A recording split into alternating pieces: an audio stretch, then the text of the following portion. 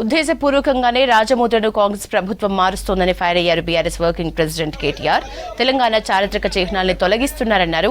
లోగోలో చార్మినార్ ని తొలగించడం అంటే హైదరాబాద్ ను అవమానించటమన్నారు. కాకతీయుల కళాతోరణాన్ని ఎట్లా తొలగిస్తారని ప్రశ్నించారు. రాష్ట్ర అధికారిక చిహ్నంలో మార్పులపై చార్మినార్ దగ్గర కేటీఆర్ సహా బీఆర్ఎస్ ముఖ్య నేతలు నిరసన తెలిపారు. ప్రగతిని కానరానియకుండా గత 10 ఏళ్లలో జరిగిన పనులు కానరానియకుండా కొన్ని మూర్ఖపు నిర్ణయాలు తీసుకుంటా ఉంది.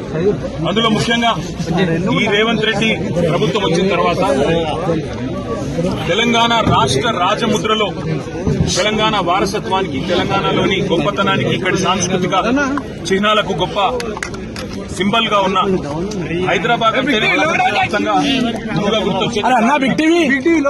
బ్రహ్మాండంగా చార్మినార్ ఒకటే కాదు, ఇవాళ తెలంగాణ అంటేనే గుర్తొచ్చేది కాకతీయ వారసత్వానికి చిహ్నంగా ఉన్న కాకతీయ కళాతోరణం. హైదరాబాద్ తెలంగాణకి మొదటి ప్రాముఖ్యత కలిగిన పట్టణం, సెకండ్ లార్జెస్ట్ సిటీ వరంగల్. మరి ఆ రోజు కాంగ్రెస్ ఏమో చార్మినార్ ఈ రోజు ఉన్న కాంగ్రెస్ ప్రభుత్వం ముఖ్యమంత్రి చెప్పాలి.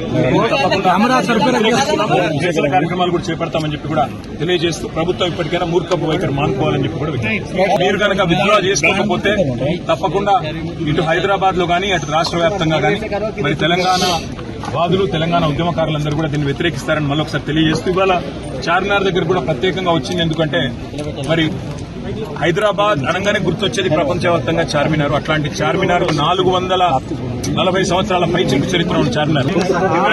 ఇలాంటి మూర్ఖపు నిర్ణయాలు విరమించుకోండి. ప్రజలతో అనవసరంగా ప్రజల ఆత్మగౌరవాన్ని దెబ్బతీసే విధంగా, తెలంగాణ ఉద్యమకారుల ఆత్మగౌరవాన్ని దెబ్బతీసే విధంగా